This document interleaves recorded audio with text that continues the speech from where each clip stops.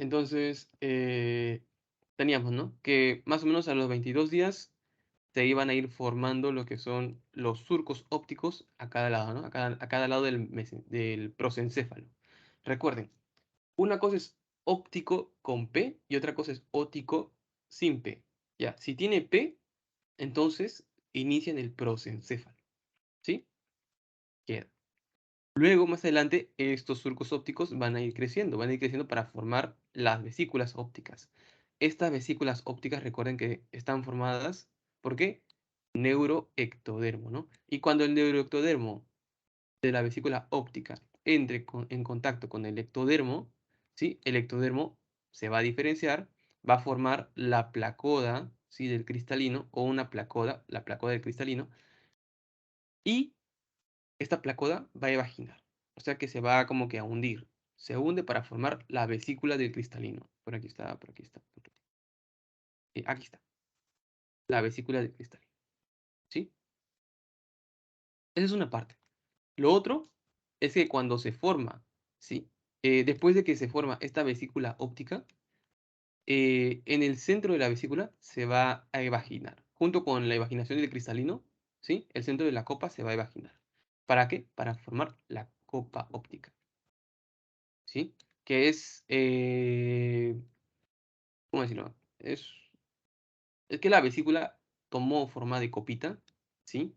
Tiene doble capa. Aquí podemos ver una capa y en el centro otra capa.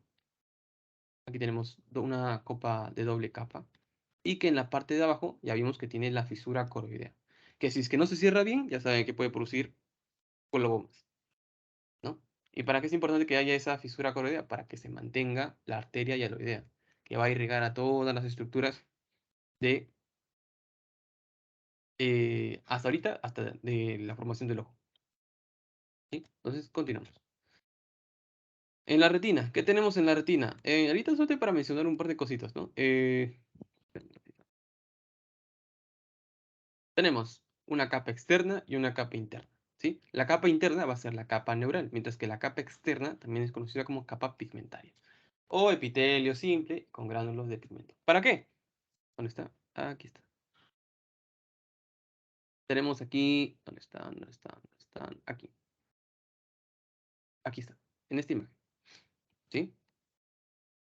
Pueden ver aquí que dice células pigmentarias, ¿no? Esas células son ricas en pigmento.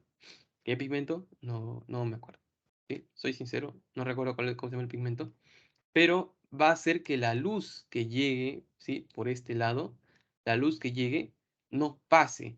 Y es más, la luz que llega aquí rebota. ¿Para qué? Para que sea detectado por los conos y los bastones. Estas células de aquí son los conos y los bastones, ¿sí? Estas células de aquí. ¿Y qué pasa? Estas células lo van a pasar el impulso a las células bipolares. De las células bipolares van a pasar a las células ganglionares. Y estas células ganglionares van a mandar su axón hacia, van a pasar su axón por toda la retina para llevarlo hacia el nervio óptico, ¿no? Para que sea detectado por el pues, cerebro en la región que tenga que ser pues, procesada, ¿no? 18, 17, creo. No me acuerdo ahorita. ¿Ya? ¿Se entendió esta parte, no? En la parte, esta es la parte más, ¿cómo decirlo? Externa. ¿Sí? Esta es la parte más externa, lo que está más hacia afuera. Mientras que lo que está más hacia adentro es esta región. O sea que la luz, cuando llegue a la retina, va a atravesar la capa ganglionar, atraviesa la capa de células bipolares, luego atraviesa los conos y los bastones y llega hacia la capa pigmentaria. Y de ahí, pues la luz que no haya sido, pues, receptada, que no haya sido procesada para mandar a activar a los conos y los bastones, pues rebota. Rebota y nuevamente llega a los conos y los bastones, ¿no? Y así es como pues se genera el impulso. Ta, ta, ta, ta, ta. ¿Sí? Esos son la capa externa que mencioné, la capa pigmentaria, y la capa interna que es la capa neural. ¿Sí? Esta parte de aquí vendría a ser la capa externa. ¿Ven la manito? Sí se ve, creo, ¿no? Eh, células pigmentarias, dice, es la capa externa. ¿Sí? Mientras que la capa neural es todo esto. ¿Se entiende?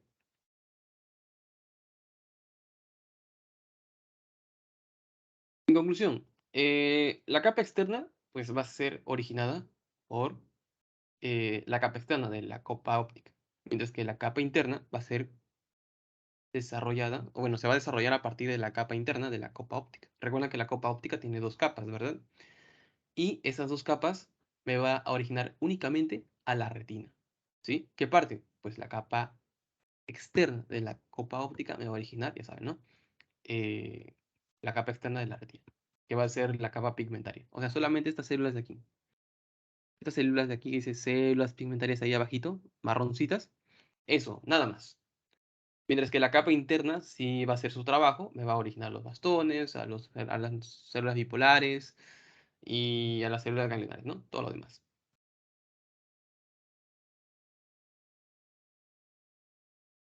¿Alguna pregunta hasta ahí?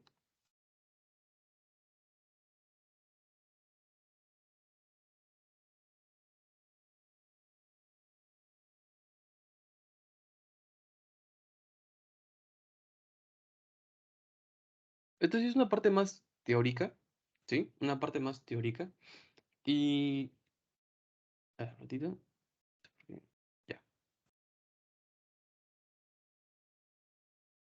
¿Qué es lo que sucede? Ya vimos que la capa externa solamente es una capa de células pigmentarias, ¿no? O sea, no tiene mucho chiste. Es como una célula que tiene un montón de gránulos en el centro y pues no va a dejar pasar la luz, ¿sí? Mientras que la capa interna sí tiene como que su complejidad, ¿no? ¿Qué sucede con la capa interna? Tenemos que lo dividimos en 4/5 posteriores y un quinto anterior, ¿sí?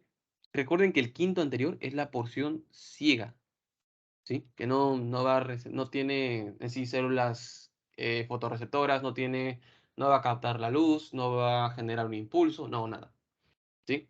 Ahí tenemos la porción ciliar, donde están los cuerpos ciliares, y la porción aniridia.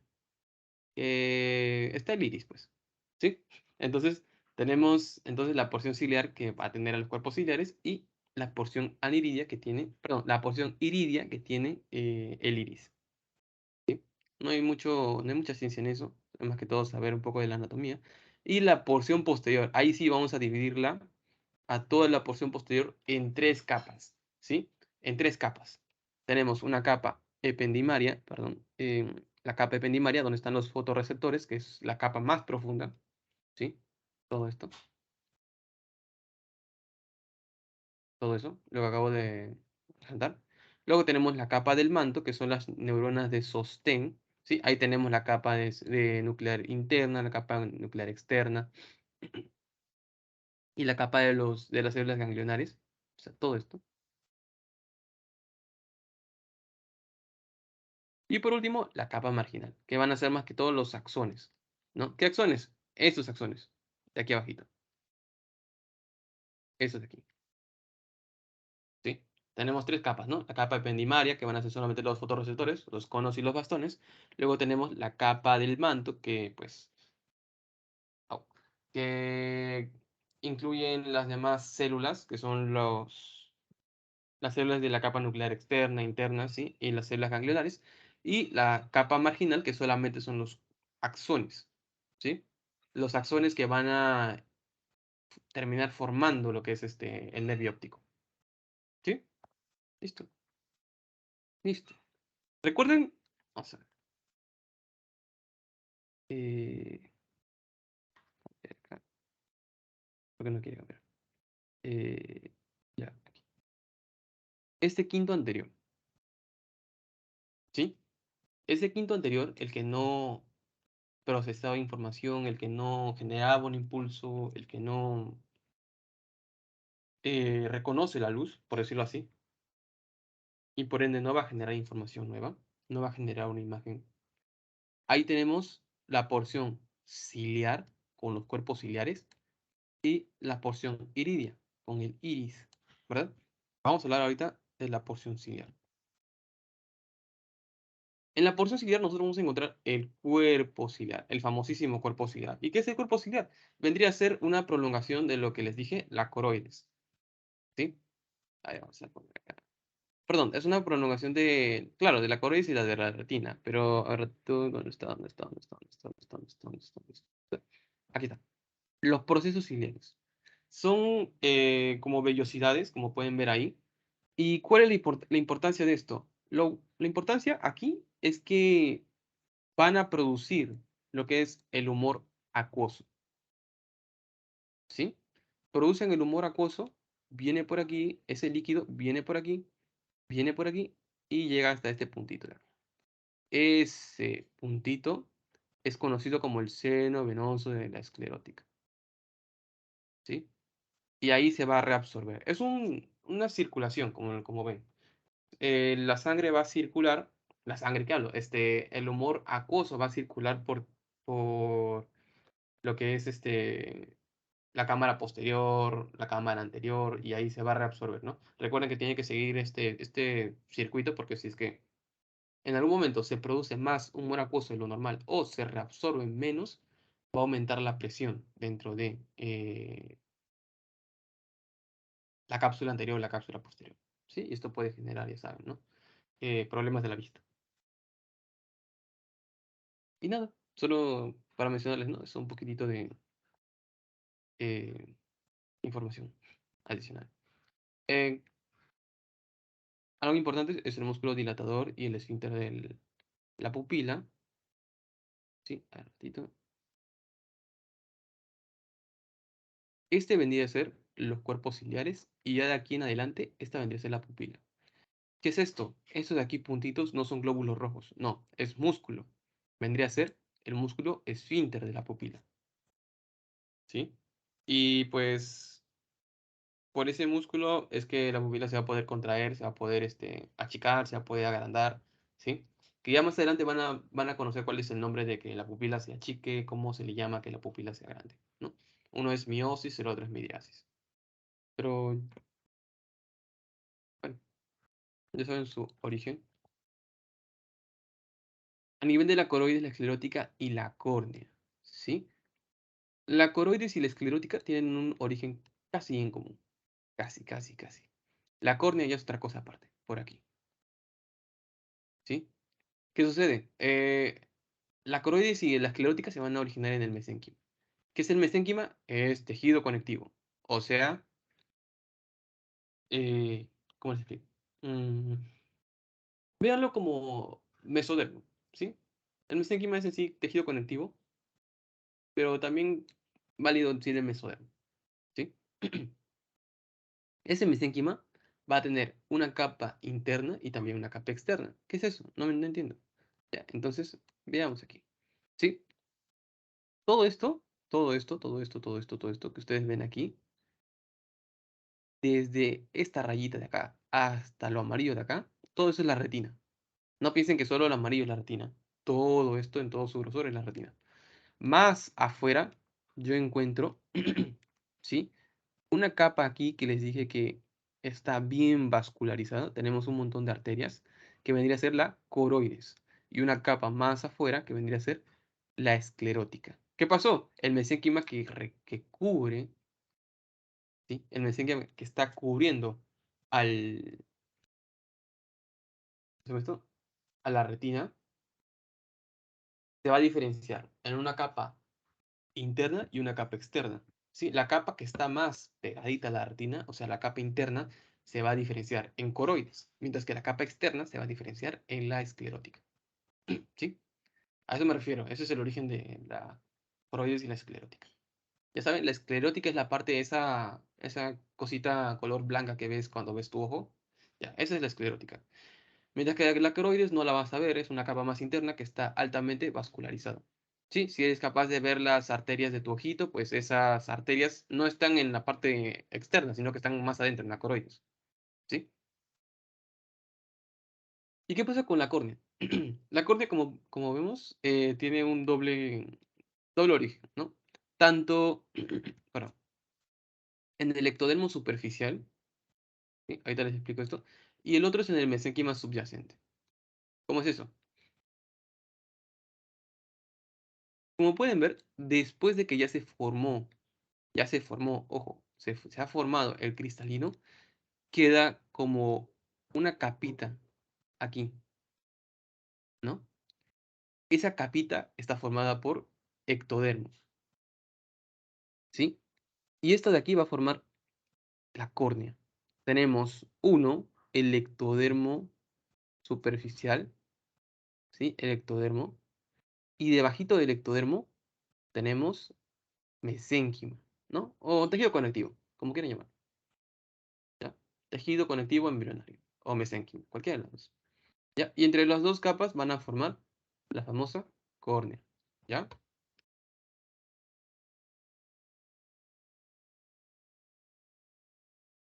¿Listo? Ahí quedó, ¿no? Coroides, esclerótica y la córnea. Recuerden, la coroides y la esclerótica tienen un origen casi muy parecido, ¿sí? En el mesénquima que rodea la retina, mientras que la córnea tiene un doble origen. También se forma en el mesénquima que va a rodear, ¿no? Pero no a la retina, sino que el mesénquima subyacente al ectodermo y también en el ectodermo. O sea, se va a formar de esos dos, ¿no? Del ectodermo superficial y del mesénquima subyacente. ¿Ya está? Y ahí ya es cuando se va formando la cámara posterior, la cámara anterior, ¿no? Ya les hablé de las dos cámaras. Vamos a ver.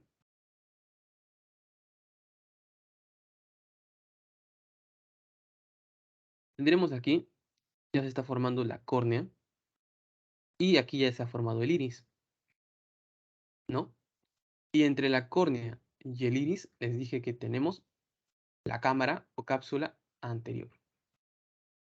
Y entre el iris, ¿sí? Y el cristalino tenemos la cápsula posterior. ¿Dónde se forma el humor acuoso? Se forma en la cápsula posterior, específicamente en los cuerpos ciliares, ¿sí? Viene por aquí, viene por aquí, viene por aquí, sale por la pupila, ¿sí? Sale por la pupila y llega hasta aquí. ¿Recuerdan? Aquí había un canalcito, ¿no? Un canalcito. Era el seno. Vamos a ver, puedan ver. Ahí está, ahí está, ¿no?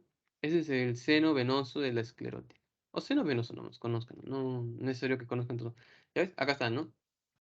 Los cuerpos ciliares, por aquí viene el humor acuoso, por aquí sale por la pupila y llega hasta acá, ¿no? Y ahí se reabsorbe. Nada más. Acá continúe.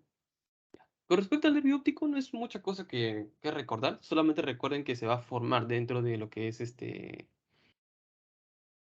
el tallo óptico, ¿sí? ¿Qué es lo que sucede? Cuando se forma la copa óptica, ¿sí? En la porción superior tenemos la cúpula, ¿no? Que es esta de acá. Eso es. En la parte de abajo tenemos el tallo como tal. En el centro del tallo se va a ir formando el nervio óptico.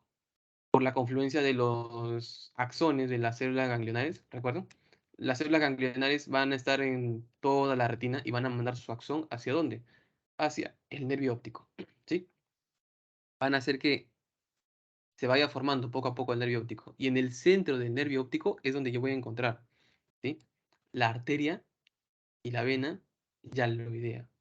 Que ya cuando se termine de formar ya el nervio óptico se va a pasar a llamar arteria central de la retina, ¿sí? Y nada, ahí está. Ya les mencioné, ¿no? Lo que sucede cuando no se cierra bien la copita óptica. La copita óptica, el punto que no se cierra, ¿sí? En un inicio, es la fisura coroidea, ¿sí? Que cuando no se cierra por completo, ya saben, ¿no? Se puede formar los colobomas. Ya más adelante vamos a ver también, ¿no? Ah, justo aquí está. Tenemos, cuando no se cierra por completo la parte inferior de la copita óptica, ¿sí? La fisura hialoidea se queda abierta, se puede formar el famoso coloboma de iris, ¿sí? Que es esta formación como que queda, el iris queda incompleto, ¿sí? Que puede, no puede generar, de repente, ¿no? O sea, no siempre, pero puede generar problemas de la vista. La membrana iridopupilar persistente, que es cuando el, la pupila está como que tapada por esta especie de membrana, ¿sí? No hay mucha ciencia ahí. Como dice su nombre lo explica todo, una membrana iridopupilar persistente, ¿no? Y la aniridia, ausencia del iris. Y aquí sí ya vamos a ver una alteración de un gen, que es el gen PAX6. Ahí en su clase sí, algo que no he mencionado es la regulación de los genes y tienen que tener en cuenta dos principalmente, hasta tres. Factor de crecimiento epidérmico, ¿sí? Eh, perdón, factor de crecimiento de fibroblastos, el gen PAX6 y también el Sonic Hedgehog, ¿sí? Son tres que les mencionan ahí, son los que tienen que recordar. Y de estos, principalmente el PAX6, porque el PAX6, un daño a nivel del PAX6 puede generar aniridia, ¿sí? Y es el coordinador principal de la formación del ojo. En el caso del Sonic Hedgehog es el que va a permitir la formación del iris. No, del iris que hablo, del cristalino, ¿sí? En el caso de la sinostalmia, va a ser producida porque al inicio, sí, yo les hablé que tenemos, que se forman dos surcos ópticos. Ya, al inicio se va a formar un único campo visual, o sea que es como si se formara un solo surco óptico. Pero ya justo por acción del gen Sonic Hedgehog, es que se va dividiendo el campo visual y se forman dos surcos. ¿Qué pasa si es que hay una alteración en este gen? Pues tenemos sinostalmia. ¿Sí? No se termina de dividir los campos visuales y pues solo se forma como un ojo. Oye, chicos, ¿alguna pregunta con respecto a vista? Esta estaba sencilla.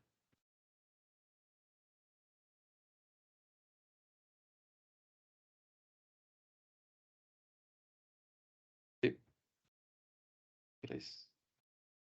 Las nueve.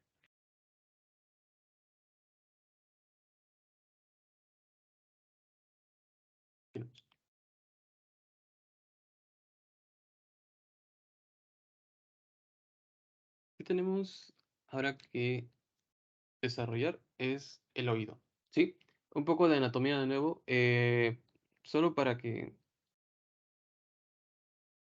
conozcan. El oído se va a dividir en tres. ¿Ya? El oído externo, que en sí comprende la oreja, el conducto auditivo externo, que es todo esto, hasta llegar al tímpano. El oído medio corresponde a los tres huesecillos, ¿sí? El martillo, yunque y estribo, y también pues parte del tímpano, ¿no? Y pues como tal, la cavidad en la que se encuentra, ¿no? Y el oído interno ya corresponde a esto, ¿no? Que es el órgano vestíbulo coclear. Corresponde la cóclea y el vestíbulo, con los tres cuerpos o arcos semilunares, ¿sí? Tenemos entonces oído externo, oído medio, aquí, este de aquí, y oído interno, ¿ya? Y estas cositas que ven ustedes acá, que son como pelitos, no son pelitos, son nervios. Sí, son nervios que salen del órgano vestíbulo coclear. Ah, por si acaso, esto de aquí se encuentra a nivel del hueso temporal, ¿sí?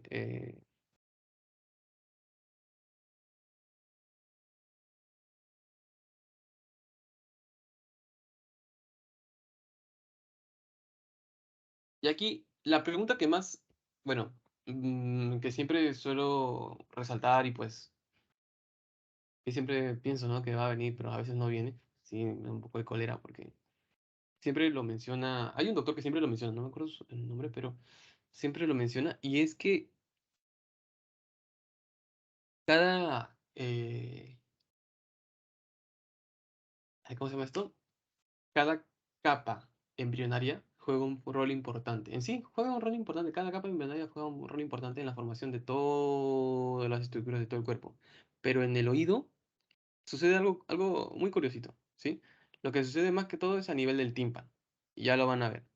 Que es el tímpano, saben que es una membranita bien delgadita, bien chiquitita, ¿no? Y a pesar de eso, tiene parte de las tres capas embrionarias, ¿sí? A pesar de ser bien chiquitita, tiene parte de las tres capas embrionarias, ¿sí? Y esto justo el doctor lo resalta muy bien en su diapositiva, ¿sí? tenemos tanto rol del ectodermo, rol del mesodermo y rol del endodermo, ¿no? El ectodermo, por ejemplo, interfiere en la formación del oído interno y del externo, ¿sí? Ahorita voy a explicar de cómo es que esto sucede, ¿sí? Mientras que el mesodermo participa en la formación de las tres, de las tres partes del oído. Y el endodermo sí se queda chiquito. ¿Por qué? Porque solamente va a participar en la formación del oído medio, ¿sí? Si se dan cuenta, el oído medio, no, ¿dónde está? ¿Dónde está? El oído medio va a recibir un poco de todos. ¿Por qué? Porque el oído medio también corresponde en parte al tímpano, ¿no? Porque es todo esto. Sí, tal vez eso le faltó nomás. Bueno, guíense siempre de lo que está en su clase, ¿no? Ahí yo tengo un poco de discrepancia con respecto al oído medio. Aquí dice que el ectodermo no participa dentro de la formación del oído medio. Pero bueno, sí, tal vez es lo único que en lo que tengo un poco de conflictos. ¿Qué es lo que sucede? Les hablé que teníamos aquí un embrioncito y nosotros encontramos dos tipos de vesículas, ¿no? Las vesículas ópticas con P y las vesículas óticas sin P, ¿verdad? Las vesículas ópticas, al estar más arriba, se van a formar a partir de qué? Bueno, mejor dicho, se van a formar a la altura de qué? Del prosencéfalo, ¿verdad? Del prosencéfalo. Mientras que las vesículas óticas, al no tener la P, se van a formar a la altura del rombencéfalo, ¿sí?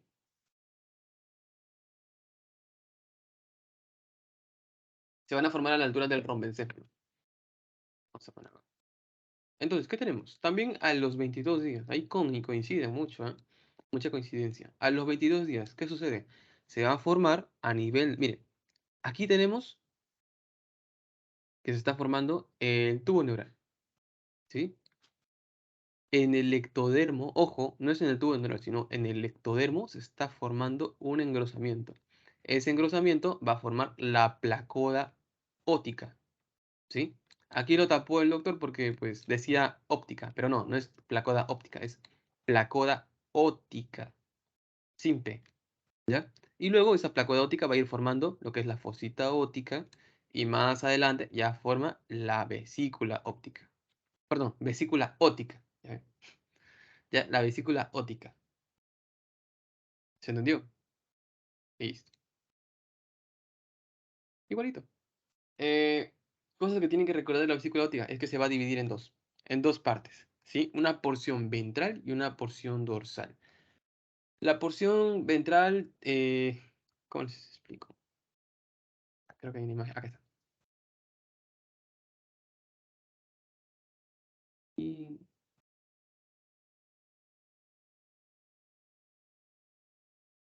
la porción ventral también es conocida, ¿sí?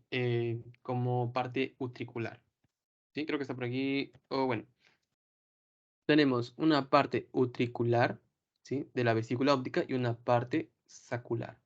Sí, recuérdenlo así porque, bueno, al menos para mí creo que es un poquito más fácil. Sí, la porción utricular tiene el utrículo, ¿ya? Y es la porción dorsal. Mientras que la porción ventral tiene al sáculo, porción sacular, ¿sí? Creo creo que en mi cabeza sonaba un poquito más, más simple, pero bueno. Tenemos entonces una región dorsal que es la utricular y una porción ventral que es la sacular. Aparte de eso, la porción sacular, ¿qué es lo que sucede con la porción sacular? Esta porción de abajito se va a dividir en dos, ¿sí? Va a continuar con el sáculo hacia abajo y le va a crecer una especie de espiral con dos vueltas y media, ¿sí? ¿Qué es? El conducto coclear. ¿Sí? Eso es lo que va a formar el famoso caracol. No sé si han escuchado alguna vez. Creo que en física les mencionan el caracol.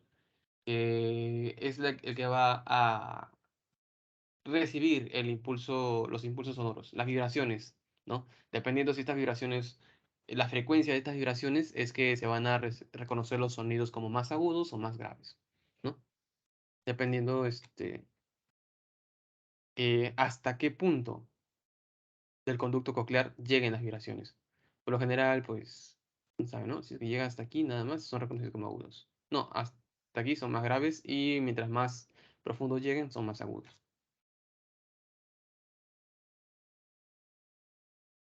Yep. Y eso es la división. Más que todo, un poco de lo que deben recordar es solo, ¿no? La división inicial de lo que es la vesícula óptica, una porción anterior, perdón, una versión ventral y una porción dorsal. Recuerden que la porción dorsal tiene el utrículo y la porción ventral es la porción sacular, ¿sí? Que va a terminar formando al sáculo y también ¿cómo se llama? Al conducto coclear, a la cóclea, ¿sí? Algo que no estoy seguro, pero bueno. El doctor también hizo énfasis en esto, y es el conducto de Jensen, ¿sí?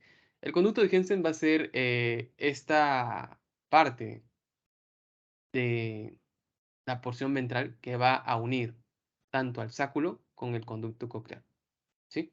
Es este de acá. ¿Dónde está? ¿Dónde está? ¿Dónde está? ¿Dónde está?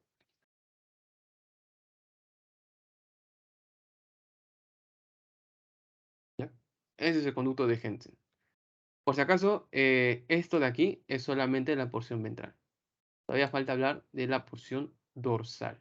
¿Sí? Entonces ya recuerda, ¿no? La porción ventral origina al sáculo y al conducto coclear. Hasta ahí. ¿Ya? Y el conducto coclear, pues, es también llamado como el órgano espiral de Corti. Bueno, es el que me va a originar más adelante al órgano espiral de Corti. ¿Sí? Este de acá. Cosa que deben recordar. Si nosotros cortamos al espiral, vamos a obtener esto. ¿Sí? Este de acá. ¿Qué es lo que sucede? Que a su alrededor nosotros vamos a ver que hay puro cartílago. ¿Sí? Puro cartílago. A diferencia de lo que sucede en un adulto que más bien no es cartílago, es hueso, puro hueso lo que va a estar alrededor, ¿sí? Y poco a poco ese cartílago va a empezar a tener se va a empezar a vacuolas.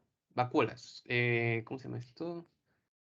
Vacuolizar. Tiene una palabrita. Ah, está, vacuolización. Va a iniciar la vacuolización. ¿Sí, chicos? Ya. Y tras esta vacuolización se van a formar dos rampas, tanto la rampa vestibular como la rampa timpánica, ¿sí?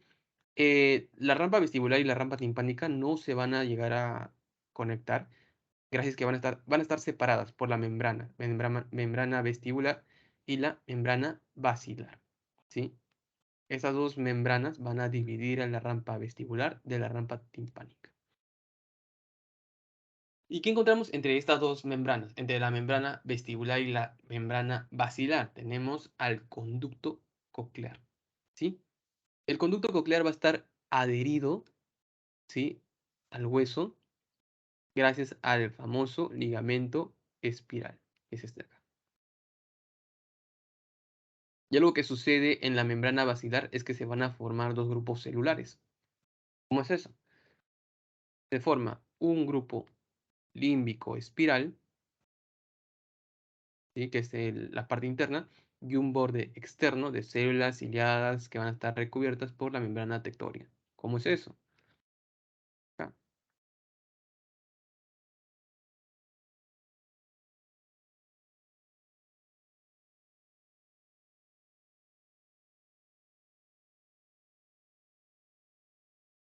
Aquí, bueno, creo que hay una imagen más nítida. Ahí está. Aquí era para ponerlo hace rato. Ya. Tenemos un grupo interno, ¿sí? Que tenemos una sola célula ciliada interna y un grupo externo, ¿ya? Células ciliadas externas. ¿Qué es lo que sucede? Cuando hay vibración, esta membrana tectoria, ¿sí?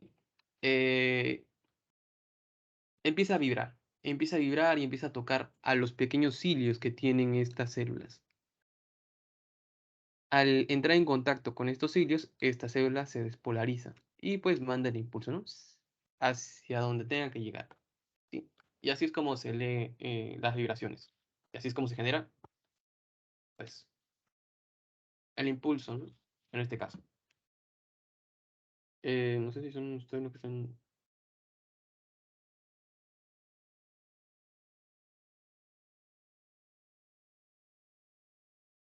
Este... ¿Alguna pregunta hasta ahí, chicos? Esta es la parte... Perdón, esta es la parte ventral. Ahora, en la parte dorsal, ¿sí? Recuerdan la porción utricular. Van informándose tres vesículas, ¿sí? Con esa especie, tres prolongaciones, evaginaciones, ¿sí? Que en su parte proximal se van a aplanar más adelante. O sea, comienzan así. Una, dos y tres, ¿no? Y en la parte proximal y central se aplanan, quedando únicamente los arcos, los famosos arcos semilunares, que van a tener, que van a tener dos extremos bien diferenciados, ¿sí? Una rama, ay, ¿cómo se llama esto? Ampular y una rama no ampular. Tiene otro nombre, no recuerdo bien. Pero bueno, aquí le llaman una rama ampular. ¿Por qué? Porque tiene esta especie de ampollita, ¿no? Como que una parte globosa así. Y una rama no ampular. Recuerden, ¿cuántas ramas ampulares se forman? Tres, ¿ya? Tres ramas ampulares. Se van a terminar formando tres ramas ampulares. O sea que cada arco semilunar tiene una rama ampular. Pero la diferencia está en las ramas no ampulares. Las ramas no ampulares van a ser solo dos. ¿Por qué? Porque si se dan cuenta, hay dos arcos que están fusionados. ¿Sí? Justo aquí, en la manito. Está la manito, ahí están fusionados. ¿Sí? Están fusionados y pues ya no habría, en este caso, dos ramas ampulares, sino solamente habría una acá. La otra vendría a ser esta. ¿Sí? ¿Se entiende? ¿Cuántas ramas ampulares hay entonces? En total, tres. ¿Cuántas ramas no ampulares hay? Dos. ¿Ya? Ahí se van formando pues los arcos semis lunares. Ya saben, ¿no? Que están distribuidos en cada uno de los ejes. Eje X, eje Y y eje Z.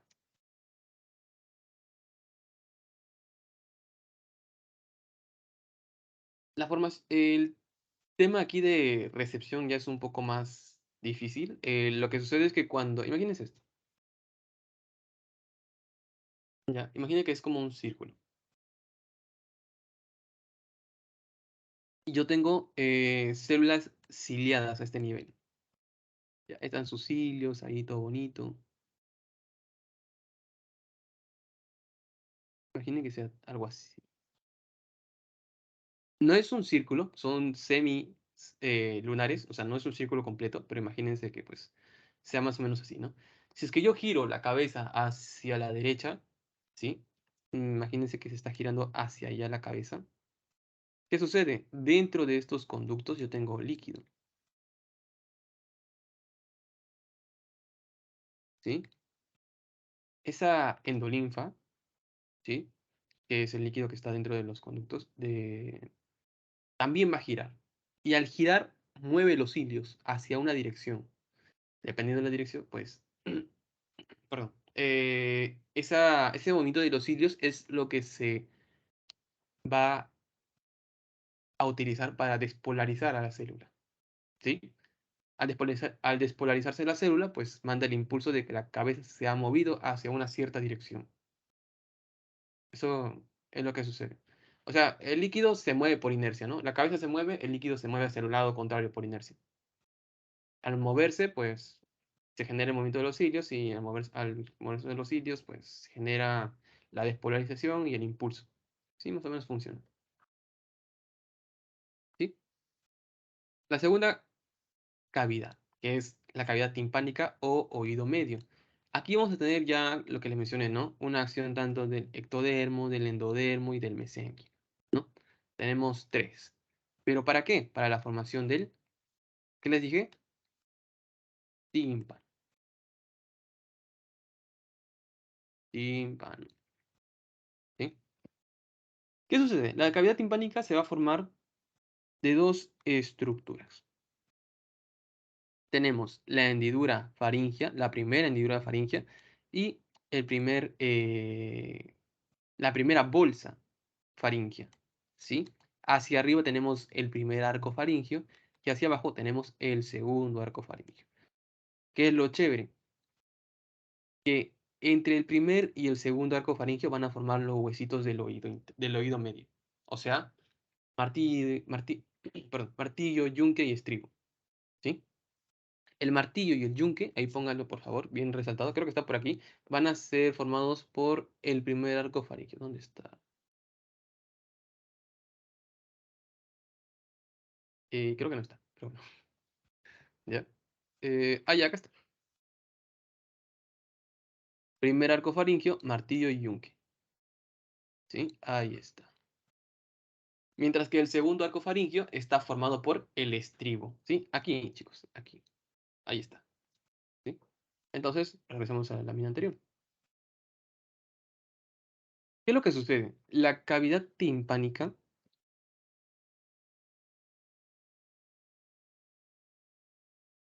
va a ser envuelta por la cavidad timpánica. O sea, primero va a ser la cavidad timpánica primitiva, pero en sí la cavidad timpánica se va a envolver, se va a tapizar, como quieran decirlo ustedes, por lo que es la primera bolsa faríngea, ¿sí? Que cuando ya se esté formando ya en sí el oído medio, se le va a conocer como receso tubo timpánico, ¿sí?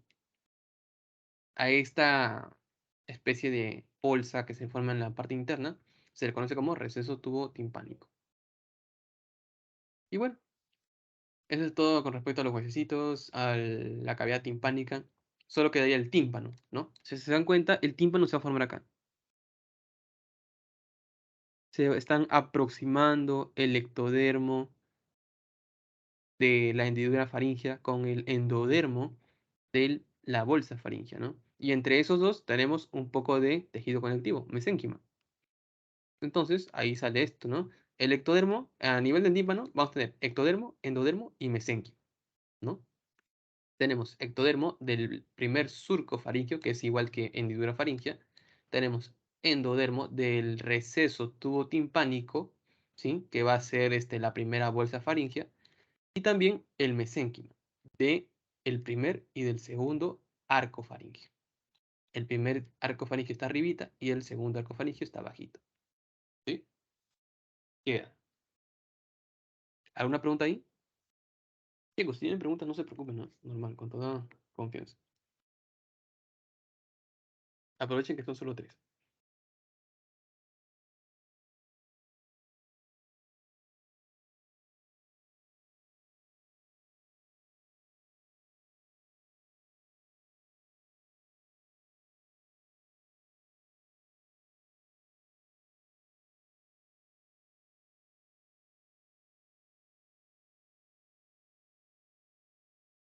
Ahí creo que mensaje.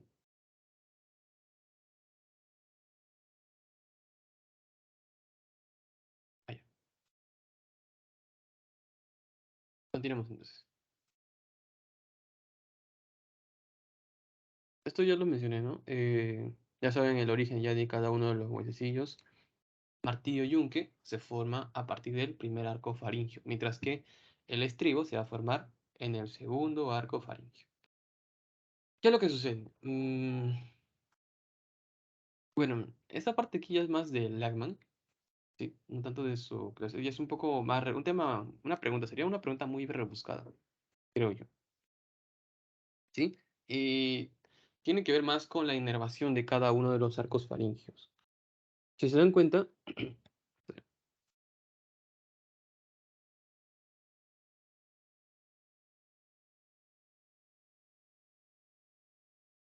aquí, justo aquí, ven este número 5 sería el quinto par craneal, ¿no? Que está justo yendo al primer arco faríngeo. Primer arco faríngeo. Y el nervio facial inerva al segundo arco faríngeo, que el nervio facial es el 7, ¿ya? Y recuerden que en la formación del oído medio van a jugar un rol importante ambos arcos faríngeos, ¿no? El primero y el segundo. Entonces, es normal que estos dos nervios también tengan que ver con la formación, no solamente, perdón, no solamente con la formación, sino con la inervación, ¿sí? Es por eso que el músculo tensor del tímpano, que está pues en el oído medio, proviene del quinto 3, que es parte del quinto, o sea, del nervio trigémino. Mientras que pues el músculo estapedio es una rama del séptimo, o sea, del nervio facial, que está inervando al segundo arco faríngeo. No es que vayan a preguntarle, yo veo que es una pregunta un poquito más de anatomía 2. Sí, la verdad, yo diría que es una pregunta más de anatomía 2 que de embriología, ¿no? Pero bueno, el doctor puso esta imagen en su clase y este dato estaba en el solamente para mencionarles, ¿no? Ya, para que no les vayan a agarrar de sorpresa. Igual no creo, porque las preguntas son más o menos sencillas, ¿sí? Bueno, con respecto al oído externo, el oído externo es la última estructura que se va a formar, ¿sí? La última. ¿Qué es lo que sucede? Que entre la primera y la segunda hendidura faríngea, perdón, entre el primer y segundo arco faríngeo, pues van a formar unas especies de masitas, ¿sí? Especies de masitas que van a formar en sí a lo que es la oreja. Van a formar tres masitas arriba, tres masitas abajo, ¿sí? O como quieran llamarlo, montículos, aquí creo que le dicen, ahí está, montículos. La parte de abajo le dicen montículos, ¿ya? Y aquí está más o menos. Entre esos seis montículos van a formar a la oreja, van a dar origen a la oreja. Y ya saben, el oído externo está formado tanto por la oreja como por el conducto auditivo externo, que el conducto auditivo externo se va a formar a partir de ¿qué? La primera hendidura faríngea, ¿sí? Que cuando entra en contacto con la cavidad timpánica primitiva, la porción más distal se engrosa y forma el tapón meatal, ¿sí? Que ya más adelante, pues, ese tapón meatal, pues, se va, por decirlo así, entre comillas, se va a destaponar, ¿sí? Y pues va a dejar solamente un conducto, nada más. O sea, al inicio es como un tapón y después, pues, solo deja un conducto, ¿ya? Eso es todo con respecto al oído externo. Recuerda, ¿no? Son seis las hendiduras, los seis los montículos que se van a formar, tres parte de lo que es el primer arco faríngeo y otros tres que van a ser parte del segundo arco faríngeo, ¿no? Recuerden que el conducto auditivo externo se va a formar a partir de la primera hendidura faríngea. Y pues que al inicio, pues, se tapona, formando el tapón meatal, y después, pues, va a dejar solamente un conducto. Creo que eso sería todo con respecto a esto. Yo sé que hay mucho acá, pero acá hablamos del tímpano, conducto auditivo externo, más que todo el tema del tiempo, no soy mucho de resaltar el tema del tiempo, sí, pero igual, eso estaba dentro del resumen que les había hecho. Sí, recuerden, ¿no? Primer y segundo arco faríngeo. Ah, algo que me olvidaba. Al inicio, sí, el oído va a estar a nivel del cuello, pero mientras va creciendo ya la mandíbula, el oído va a pasar a la altura de los ojos, ¿sí? Esto, ahora sí. Podemos tener algunas alteraciones, algunas consideraciones clínicas, nuevamente, no los menciona en su clase, pero seguro han visto o tienen un amigo que tiene esto de aquí. ¿No les ha pasado que ustedes, o de repente ustedes mismos, no sé, tienen delante de su orejita, tienen como que una masita, ¿no? Que no saben qué es, pero nadie más tiene. Yo sí conozco dos personas así, ¿sí? A dos personas les conozco. Esta especie de masita adelante. Y no es nada como que, sí es una alteración de la fusión de estos montículos, pero no es que vaya a dar alguna pues, consideración clínica, ¿no? Así como que, wow, no, que no puede escuchar, que no tiene problemas de la audición, no, no tanto así, ¿ya? Otra alteración de repente que no se puede ver aquí muy bien es la implantación baja de las orejas, que suele producirse en algunas alteraciones de los cromosomas. No sé si recuerdan el síndrome de Turner, que también tiene implantación baja de orejas, ¿sí? Y pues se puede dar así, ¿no? También una agenesia parcial de lo que es la oreja, perdón. ¿Ya? Esta vendría a ser implantación baja de oreja, también implantación baja de oreja. ¿Sí, chicos? Bien. ¿Qué pasó aquí? Allá.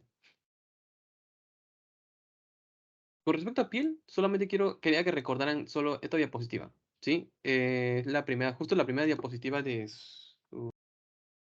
la parte de piel. Vamos a borrar esto, ¿ya? Y tiene que ver también con los orígenes embriológicos. Recuerden, ¿no? El ectodermo se va a originar de la epidermis. Y eso se los mencioné cuando vimos formación de las tres capas embrionarias. Ahí se lo mencioné, ¿no? Ectodermo, epidermis. Mesodermo va a formar la dermis y la hipodermis. ¿Sí? Nada más. Ah, no, sí, una cosita más, que no está acá, pero no sé si se lo vayan a mencionar. La cresta neural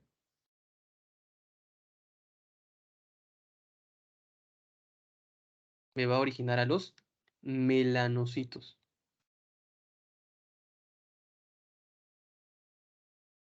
Sí, melanocitos.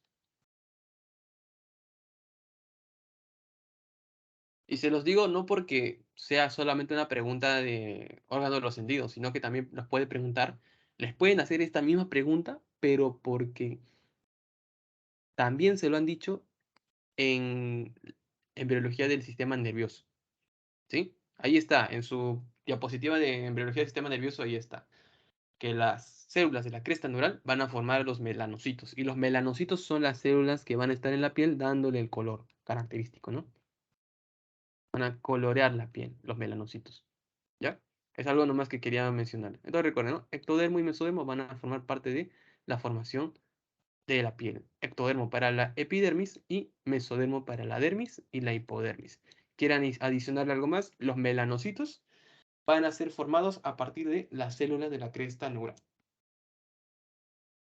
Sí, es todo lo que tienen que recordar ahí. Bueno, también repásense, ¿no? Las funciones de la piel, las partes, o sea, de qué está formado. No sé, en su clase creo que te mencionan incluso las capas embrionarias. No creo que les pregunten alteraciones de la piel. Bueno, si les preguntan, pues posiblemente sean una que otra. Si no me equivoco, en el Lachman lo que mencionan es la ictiosis arlequín, que son una hiperproliferación de lo que es la epidermis, ¿no? Ahí pueden buscarlo, googlearlo. Ictiosis arlequín. Van a ver que es una alteración muy, muy, muy severa, la verdad. No hay muchas personas que vivan mucho tiempo con eso. ¿Ya? Luego, el último es el gusto. Y bueno, aquí lo que tienen que recordar son la formación de las tres principales vesículas. Bueno, vesículas o tubérculos, ¿no? Hay dos que van a ser laterales, o sea, que van a ser pares. ¿Ya? ¿Dónde están? Aquí.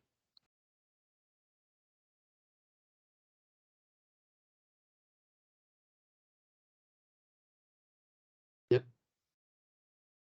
Dos que van a ser pares y uno que va a ser medio, medio, ¿ya? Uno va a estar en el medio y dos van a ser laterales. Los dos pares se van a fusionar, ¿sí? Más adelante. Y el medio, pues, también, pero se va a fusionar en la parte de atrás, ¿ya? Eh, recuerden eso, son tres protuberancias que van a formar la lengua y las tres se van a originar ¿en dónde? En el primer arco faríngeo, ¿sí? Las tres se forman en el primer arco faríngeo. Em, otra pregunta sobre esto, ¿dónde está? Es la inervación. ¿Dónde está? Ahí está.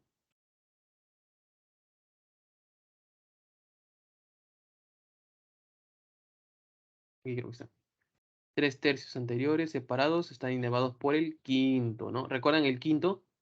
El quinto es el nervio trigémino, ¿ya? Trigémino. Se llama trigémino porque se divide en tres. Ese tri es porque van a ver que en anatomía 2 le mencionan quinto uno, quinto 2 y quinto 3. Por eso se llama trigémino, porque se divide en tres, ¿ya? Entonces, dos tercios anteriores de la lengua van a estar inervados por el trigémino, mientras que un tercio posterior va a estar inervado. Ahí no dice acá, ¿no? Bueno, está inervado por el nervio glosofaringio, ¿ya? El glosofaringio va a ser, a ver, glosofaringio, el noveno. Qué raro que no esté acá. Sí me acuerdo que lo había, estaba en el Lagman. Pero bueno, ¿ya? Un tercio va a estar inervado por el glosofaringio. Fijo, originado en el formado. No, no lo menciona. Pero bueno, ahí dice, ¿no? Su tercio posterior va a ser originado en el cuarto arco, ¿ya? La mayor parte de la lengua va a estar formada en el primer arco. Mientras que la porción más posterior, o sea, el tercio posterior, va a ser inervado por el nervio glosofaringio, ¿sí? Gloso viene de lengua, ojo, gloso de lengua, y va a ser originada del cuarto arco faringio, ¿sí? Eso creo que sería todo. Mm, de ahí, pues, les habla, ¿no? De las diferentes, papilas gustativas. Ese es un tema que también han visto mucho en, ¿cómo se llama esto? Que ya lo han visto en histología, ¿no? Más que todo quería recalcarles el tema de oído y ojo, que son los que más preguntan. Son cosas sencillas, la verdad. Como les dije, recuerden la parte de eh, la estructura y su origen, ¿no? Si se origina en mesénquima, si se origina en ectodermo o neuroectodermo, si se origina de repente en ambos, ¿sí? Y es por eso que les estaba haciendo esta recopilación, ¿no? De, más que todo,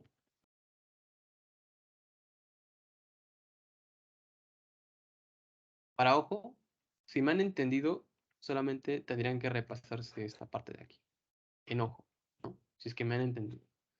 Si no, pues pueden verse de nuevo el video y después repasar de nuevo, ¿no? Bueno, chicos, ¿tendrán alguna pregunta?